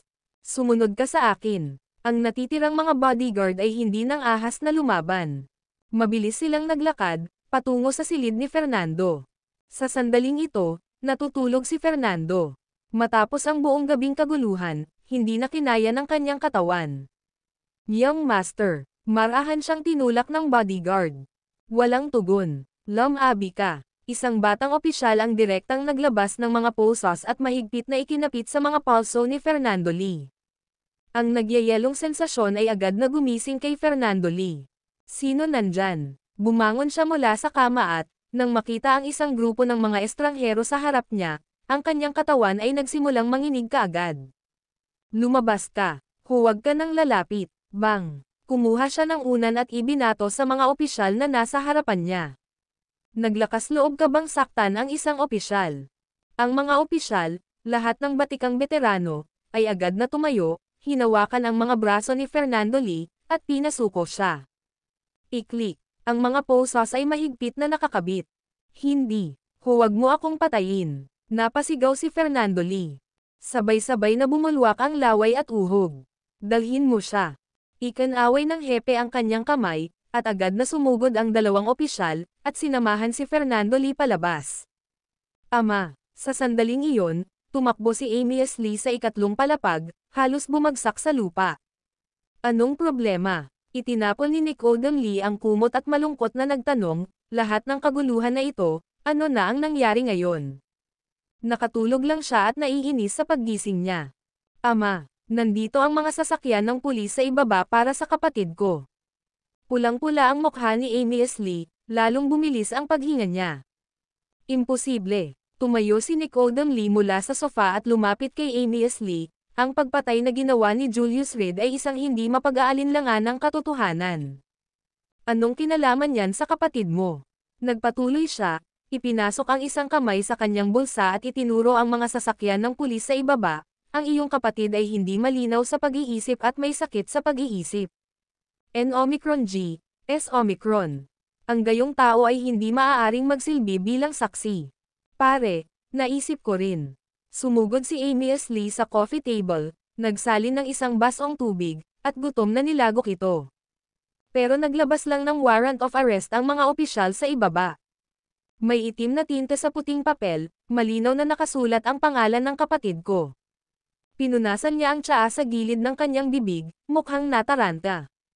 Titingnan ko, naramdaman ni Nicodem Lee ang isang lumubog na pakiramdam sa kanyang puso, agad na hinawakan ang kanyang Amerikana, at tumakbo pababa. Mr. Lee, anong nangyayari? Tanong ni Quentin Leopold, groggy from sleep. Wala yon, matulog ka na ulit. Sigaw pabalik ni Nicodem Lee at nagpatuloy sa pagtakbo sa unang palapag. Nakaharap niya ang mga opisyal na naka-duty. Opisyal, ano ang nangyayari? Si Lee, nang makita ang kanyang anak na sumisigaw at sumisigaw, ay nakaramdam ng matinding kirot sa kanyang puso. Gaano kasakit ito? Ang kanyang sariling anak ay nabaliw na, kaya bakit siya inakay palayo ng nakapusas?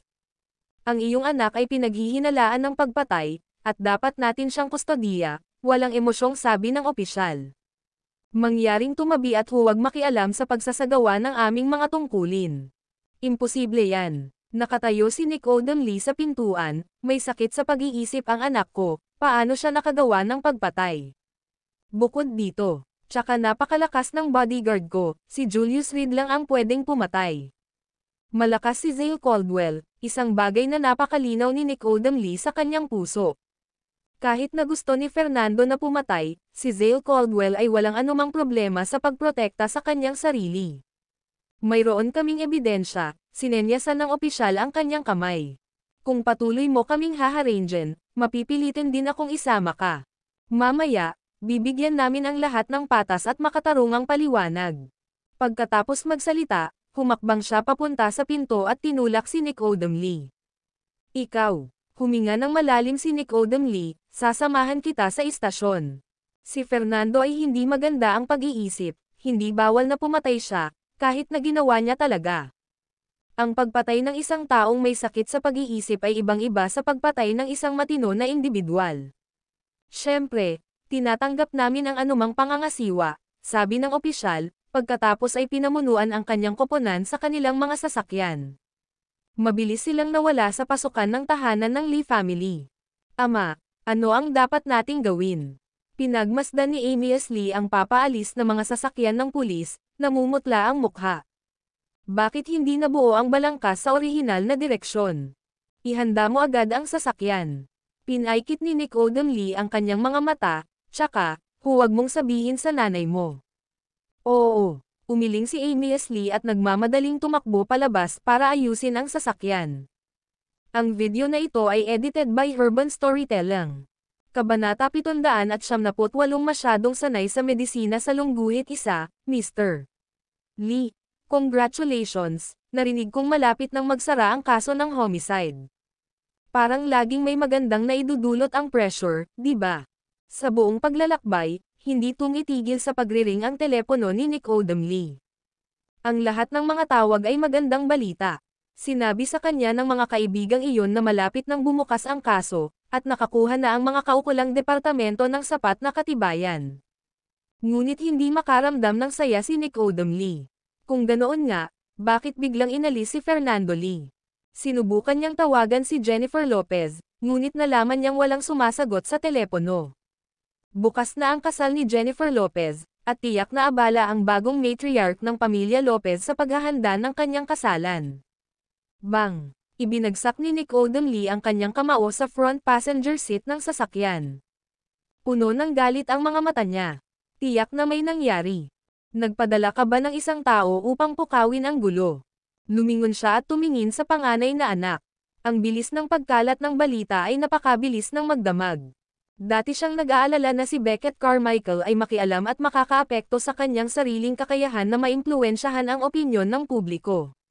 Ngunit tila, sa isang gabi, ang bagay ay naging karaniwang kaalaman. Kahit na sa suporta ng Color family, ang kasalukuyang mga kakayahan ng Lee family ay hindi sapat para kontrolin ang opinyon ng publiko ng lubusan. Ngunit ngayon, ang sitwasyon ay umasim sa isang matinding punto. Ang lahat ng mga departamento ay nahaharap sa walang uliran na presyon. Gayunpaman, ito ba ay talagang isang magandang bagay, o isang masamang bagay? Nang huminto ang sasakyan sa harap ng istasyon ng pulisya, nakasalubong ni Nicodem Lee si Beckett Carmichael. Todong ngiti si Boss Carmichael, casual na nakikipagkwentuhan sa isang katulong. CEO Carmichael, magkita tayong muli sa lalong madaling panahon. Naduraj ang puso ni Nicodem Lee, nagtataka kung bakit nandoon si Beckett Carmichael, pero lumapit pa rin siya para batiin siya. Mr. Lee, bakit wala ka sa bahay imbes na dito? Tumangala si Beckett Carmichael upang makita si Nicodem Lee na nakatayo sa kanyang harapan. May kaunting isyu sa bahay, dumating upang tingnan ito. Siya nga pala si Mr. Carmichael, nabalitaan ko na kinuha ng mga pulis si Julius Reed mula sa iyong dinner party kahapon. Nakangiting tanong ni Nicodem Lee. Hindi ba't ginawa mo iyon, Mr. Lee? Natigilan si Beckett Carmichael, now that's not funny. Ay staging ito sa iyong sarili at pagkatapos ay tanungin ako. Ano, naghihintay na sarap sa aking kamalasan. Sa ilalim ng udyok ni Lachlan Yero, lahat ng tao sa Cabecera Euro, sinuportahan man nila o sinalungat si Beckett Carmichael Euro, ay nagsikap sa usapin. Ang impormasyon ni Nicodem Lee ay nagpahiwatig na ang ilang mga tao ay umaasa na gamitin ang insidenteng ito upang hampasin si Beckett Carmichael. Ang pagtatanong ngayon ay tila kabayaran para sa insidente ng ang kanyang sariling front gate ay natamba ng bulldozer kahapon. Oo, ito ang aking ulat. Ngumiti si Nicodem Lee at tumalikod para maglakad papunta sa istasyon ng pulis, narinig ko na malapit na sa resolusyon ang kaso. Oo naman. Kung hindi, hindi ako pumunta dito para sunduin ang isang tao. Inilabas ni Beckett Carmichael ang kanyang telepono at humakbang sa harapan ni Nicodem Lee, Mr.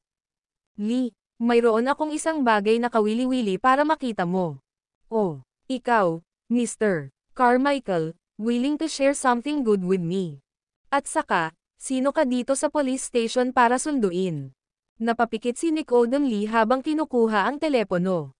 Ito ay isang bagong-bagong telepono. Bagong-bago. Dapat itong binili ngayon, wala man lang itong SIM card. Ang mga magagandang bagay ay sinadya upang ibahagi, Sabi ni Beckett Carmichael, tumalikod siya kay Nicodem Lee. Congratulations, Mr. Lee. Naglaro ka ng maayos. Kalokohan. Tiningnan ni Nicodem Lee ang bagong telepono sa kanyang mga kamay, nag-aalangan kung itatapon ito. Ngunit pagkatapos pag-isipan ito, inilipat niya ito sa halip.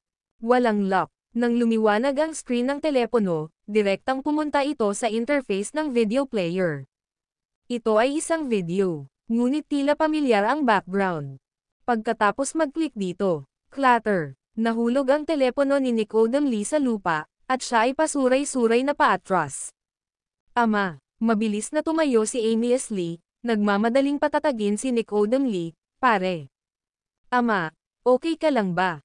Mabilis, nakahawak si Nicodem Lee sa kanyang dibdib at itinuro ang sasakyan, bilisan mo, uwi na tayo. Mabuti, walang sabi-sabi, agad na tinulungan ni Amy S. Lee ang kanyang ama sa loob ng sasakyan.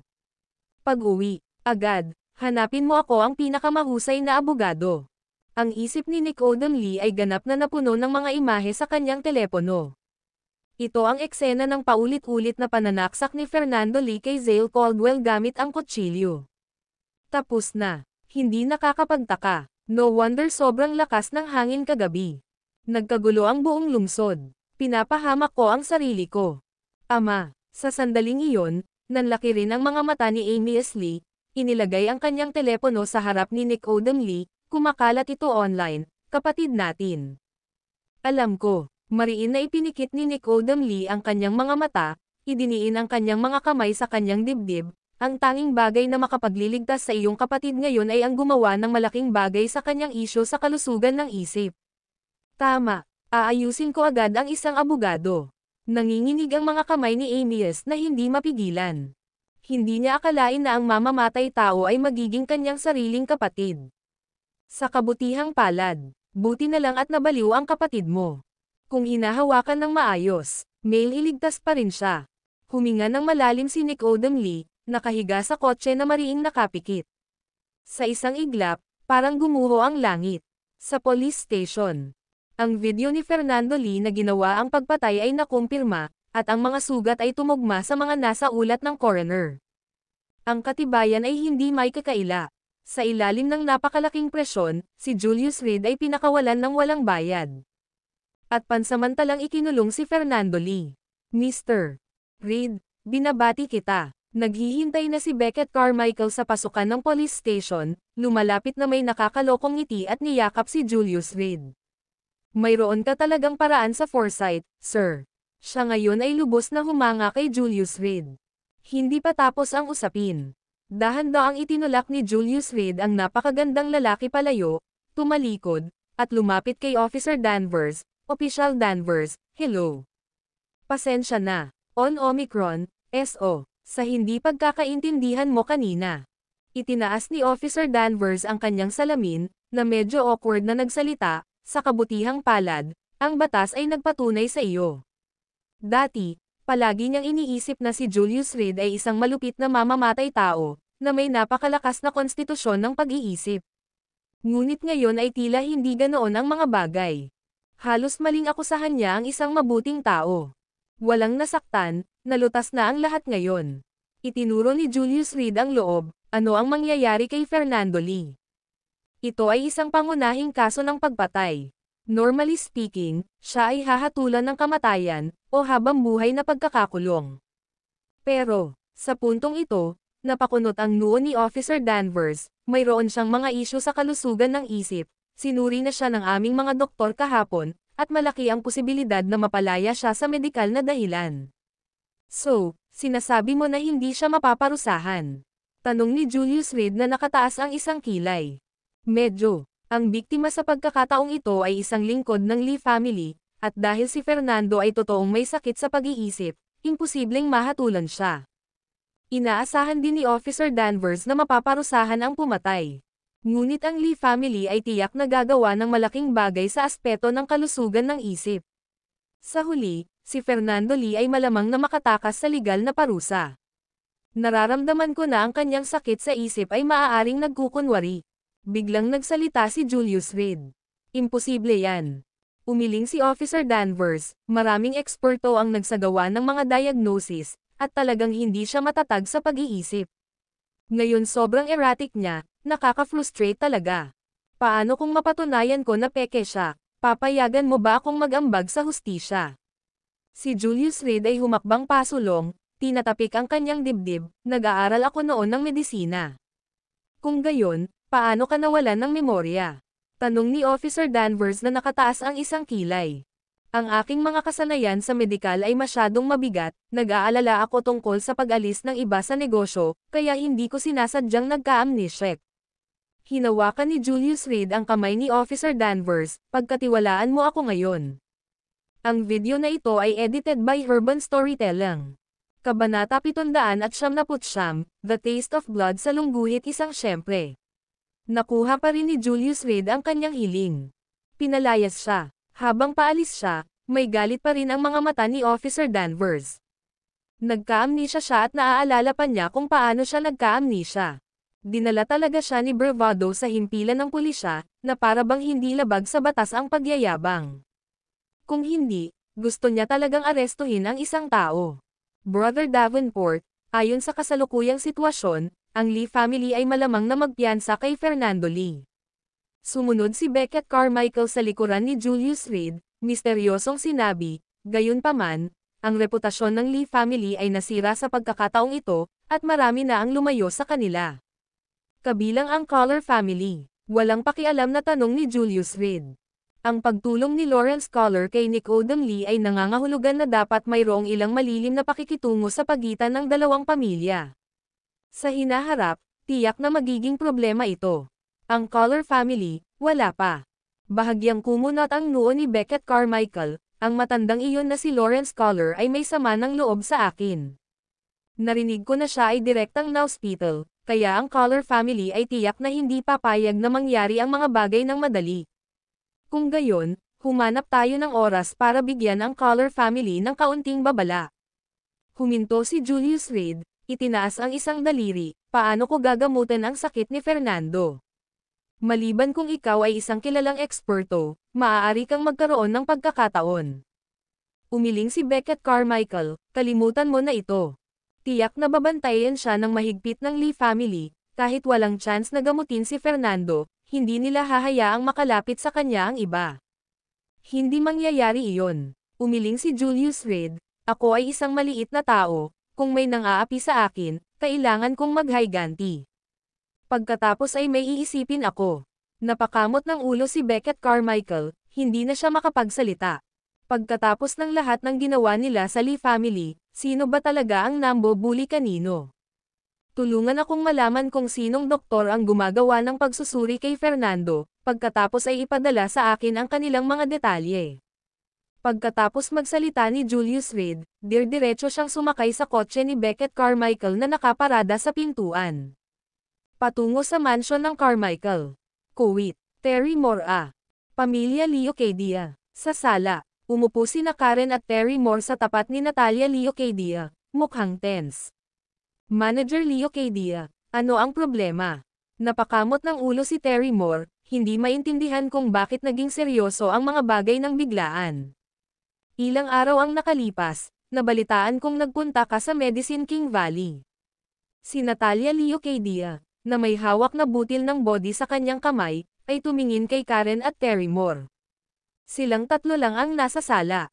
Sa labas, may isang grupo ng mga bodyguard. Oo, ipinadala kami ni Miss Sofia Leocadia doon upang humingi ng gamot, iniisip si Old Master Leocadia. Karen. Naningkit ang mga mata ni Natalia Leocadia, na agad namang nagpang-inig kay Karen. Tinatanong ko si Terry Moore, ano ang kinalaman nito sa iyo? Oo, ibinaba ni Karen ang kanyang ulo, hindi naglakas loob na tumingin sa mga mata ni Natalia Leocadia. Hinihiling kami ni Sofia na pumunta sa Medicine King Valley para humingi ng gamot para kay Old Master Leocadia. Ngunit sumiklab ang santukan sa Medicine King Valley, at lahat kami ay nalasan. Napakamot ng ulo si Terry Moore, orihinal, ikaw ang humiling sa amin na pumunta doon. Dahil si Sofia Leocadia ang munting prinsesa ng pamilya Leocadia, kaya ko lang sundin ang utos niya. Gaya ng inaasahan, dumating pa rin ang gulo. Hindi tama ang paghingi ng gamot para kay Old Master Leocadia. N-Omicron o S-Omicron. Kung tutuusin, tatay ko rin siya. Inihagis ni Natalia Leocadia ang butil ng body sa mesa at kinuha ang teapot, nagbuhos ng isang tasa ng tsaa para sa bawat isa sa kanila. Uminom ka ng tsaa. Salamat. Kinuha ni na Terry Moore at Karen ang kani-kanilang mga tasa ng tsaa at tumikim. Manager Leocadia, ito ay. Bahagyang nagsalubong ang mga kilay ni Karen. Parang medyo nawala ang lasa. Mga dahon ng tsaa mula sa Medicine King Valley. Si Natalia Leocadia mismo ang kumuha ng tasa at humigop din, tulad ng alam mo, ang aming Leocadia family ay may inner sect disciples sa Medicine King Valley, at ang tsaang ito ay dinala niya. Matapos humigop ng bahagya ng tsaa, hinawakan niya ang tasa, tumingin kay Terry Moore, narinig ko, binuwag mo ang kampana sa Medicine King Valley. Parang, may ganoong insidente, napahiya si Terry Moore. Sa katunayan, walang naitatago. Talagang panoorin. Biglang inilapag ni Natalia Leocadia ang tasa ng tsaa. Bang! Tumalsik ang tsaa kung saan-saan. Manager Leocadia. Nagmamadaling tumayo si Terry Moore, ang gawaing inayos sa akin ni Miss Euro Broken Bar. Miss, ang lahat ay tungkol sa Miss. Namula ang mukha ni Natalia Leocadia, kung hihilingin sa iyo ni Miss na patayin ako, hindi ka ba magdadalawang isip na kumilos? Ayoko. Napakamot ng ulo si Terry Moore, ikaw ang amo ko. Buti naman nalaman mo. Kinaway-kaway ni Natalia Leocadia ang kanyang kamay, sinenyasan si Terry Moore na umupo, Medicine King Valley, any gains. Walang pakinabang. Umupo si Terry Moore sa upuan na parang isang bata na nakagawa ng mali, si Julius Reed ay lumitaw ng wala saan at direktang ginulo ang kaganapan sa Medicine King Valley. Paano ko narinig na si Karen iyon? Walang pakialam na nagsalita si Natalia Leocadia. Si Karen, na may hawak na teacup at umiinom, ay biglang hindi makahawak ng maayos. Tumalsik ang tsaa sa buong katawan niya. Manager Leocadia. Sa kaunting kakayahan ko, tiyak alam mo na. Awkwardly ngumiti si Karen, sobrang lakas ng tibok ng puso niya. Mabilis talaga kumalat ang balita. Mukhang alam na ni Natalia Leocadia ang lahat sa ngayon. Ngunit kailangan pa rin niyang gampanan ang bahagi. Hindi rin ako naniniwala, nanunuya si Natalia Leocadia, kung si Karen ay may ganoong kakayahan, matagal mo nang gin-icing si Old Master Leocadia at hindi mo na kailangang sundan si Julius Reed sa Medicine King Valley para humingi ng gamot. Habang nagsasalita siya, kinuha niya ang kanyang tasa at humigop ng kanyang tsaa. Manager Leocadia, lalong lumalala ang sinasabi mo. Tumutulo ang malamig na pawis sa noo ni Karen. Bagamat alam niyang babalik sa Leocadia family ay tiyak na haharapin niya ang bagay na ito. Pero hindi niya inaasahan na ganoon kabilas ang lahat. Prangka ang mga tanong ni Natalia Leocadia na kulang na lang sa paglatag ng ebidensya ng direkta. Sana nga. Nang makita ni Natalia Leocadia ang gulat ng dalawang tao sa kanyang harapan, bumantong hininga si Natalia Leocadia. Kung may humiling sa iyo na ipagkanulo ako, doble ang ibibigay kong halaga para kunin mo ang ulo ng taong iyon para sa akin. Talagang, tumayo si Terry Moore at bahagyang tumango. Pumunta ka na, mas mabuting alalahanin kung mayroon kang anumang bagay na nakalimutan mong sabihin. Kinawayan ni Natalia Leocadia ang kanyang kamay at tinalikuran ang executive chair sa kanila. Sige, boss, magpahinga ka lang, tawagan mo kami kung may kailangan ka. Mabilis na tumayo si Karen at inakay si Terry Moore palabas. Sinusubukan mong makipagkompetensya sa akin. Pagkaalis ng dalawa, ngumisi si Natalia Leocadia, naglabas ng asol na tableta mula sa kanyang dibdib at itinapon sa kanyang bibig. Samantala, ang tsaa sa kanyang kamay ay unti-unting naging tinta itim. Terry Moore, kung nag-iisip ka ng masama, huwag mo akong sisihin sa pagiging walang awa mo. Basag. Pagkasabi niyo ay itinapon niya ang tasa ng tsaa sa lupa. Nagkapira-piraso ito. Kuwit. Pumalakpak. Matapos umalis sa opisina ni Natalia Leocadia, marahas na niluwa ni Terry Moore ang isang subo ng sariwang dugo. Paano na? Damn Terry Moore. Ainal-alayan siya ni Karen. Pinaupo siya sa isang bench sa hardin ng Leocadia family. Hindi ito isang malaking isyo. Inilabas ni Terry Moore ang isang tableta mula sa kanyang dibdib. Kamukhang kamukha ng tableta ang mayroon si Natalia Leocadia. Mister, talagang may banal na kaalaman si Reed sa mga bagay-bagay. Matapos pakalmayan ang chi at dugo sa kanyang katawan, nilunok ni Terry Moore ang tableta. Makalipas ang kalahating minuto, iminulat niya ang kanyang mga mata at sinabing, "Stable na, napakabisa ng tabletang ito. Sigurado ka bang hindi ka nagkamali?" Mukhang naguguluhan si Karen. Bago sila maghiwalay sa Medicine King Valley, binigyan sila ni Julius Reed ng 2 table task. Ang mga tabletang ito ay sinasabing panlaban sa anumang lason na maaaring gamitin ng Leocadia family sa kanila. Noong mga oras na iyon, akala ni Karen ay walang katuturan. Mayroong libu-libong mga race eta sa Medicine King Valley, paano ito magiging partikular na panlunas? Pero ngayon parang totoo na. Kailan tayo gagawa ng ating paglipat? Pinunasan ni Terry Moore ang dugo sa gilid ng kanyang bibig, ang kanyang mga mata ay kumikislap ng malamig na liwanag. Ikaw ba? Okay. Nagulat si Karen sa kanyang tingin. Matagal na niyang kilala si Terry Moore, ngunit ito ang unang pagkakataon na nakakita siya ng ganoon kalamag na kawalang interes sa kanya. Ayos lang ako. Umiling si Terry Moore, tumingin kay Karen, alam mo ba? Kapag ang tigre ay nakatikim ng dugo, hindi na ito titigil. Hinawakan niya ng kamay ang dugo sa gilid ng bibig at bahagyang dinilaan, ngayon, natikman ko na ang lasa ng dugo. Ang video na ito ay edited by Urban Storytelling. Kabanata 800, Paggawa ng mga pekeng sertipiko, Abogado Clark, ang bagay na ito, kailangan ko talagang ipagkatiwala sa iyo ito. Sa loob ng sala ng Lee family. Tumayo si Nicodem Lee at yumuko ng malalim kay Dominic Clark. Mr. Lee, karangalan kong pagsilbihan ka. How could Dominic Clark dare let Nicodem Lee bow to him? Mabilis siyang tumayo at bumalik ng malalim na pagyuko. Nicodem Lee ng kabisera, ngayon ay isang sikat na figure. Kinokontrol niya ang marangyang industriya ng alahas at nagmamay-ari pa siya ng maraming malalaking supermarket. Kamakailan, may mga chismis na ang Lee family ay nagpaplano na makipagtulungan sa Leocadia family upang dominahin ang domestic luxury goods market. At para sa pagsisikap na ito, nagbigay si Nicodem Lee ng tuwid na 3 bilyon. Bagamat si Dominic Clark ay isang abogado ng gintong medalya sa kabisera, kailan pa siya nakatanggap ng napakaraming pera. Medyo na-flattered siya. Hanggat mapaalis mo si Fernando, ikaw ang magiging benefactor ng aming pamilya. Si Nicodem Lee, na nakahawak sa kanyang dibdib sa matinding paghihirap, ay nagsabi, ang aking anak ay ang apple of my eye. Ako, si Mr. Lee, mas gugustuhin pang ikalat ang lahat ng kayamanan ko kaysa mabaigo siyang iligtas. Magpahinga ka, Mr. Lee. Dominic Clark, kabog ng dibdib, nangako, mula nang pumasok ako sa larangang ito, hindi na ako nabigo. Ngayon ay hindi magiging iba. Bakas sa mga mata niya ang excitement. Ito ay isang demanda para sa Lee family ng kabisera.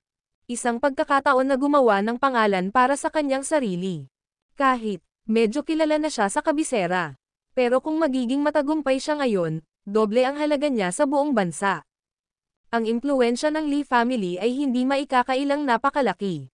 Bago dumating, nakatanggap si Dominic Clark ng maraming tawag sa telepono. Lahat ay humihimok at nagdarasal para sa kanya na pangasiwaan ang usaping ito nang walang kamali-mali.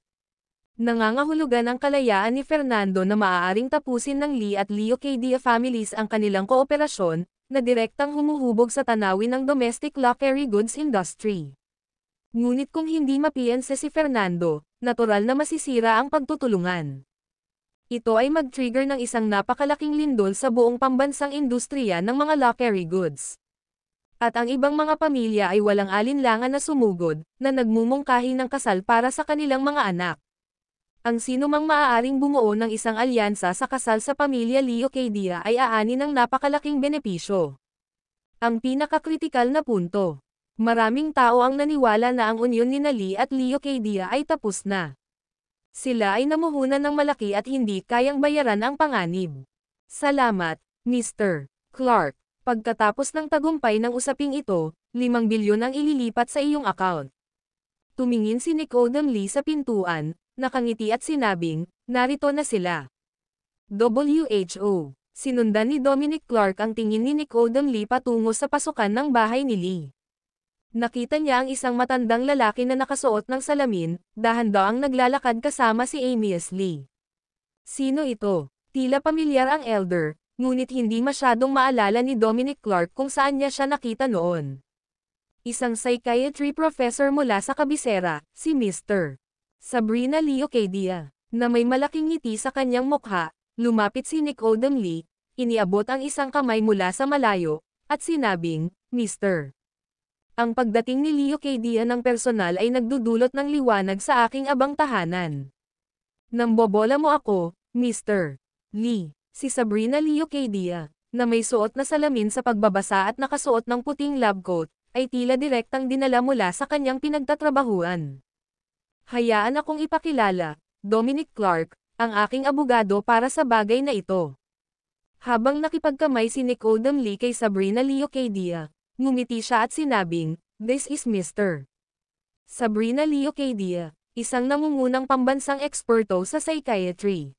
Natutuwa akong makilala ka." Mabilis na ibinaba ni Dominic Clark ang kanyang portfolyo at nakipagkamay kay Sabrina Lee Ocadia, na nagsasabing, "Marami na akong narinig tungkol sa iyo.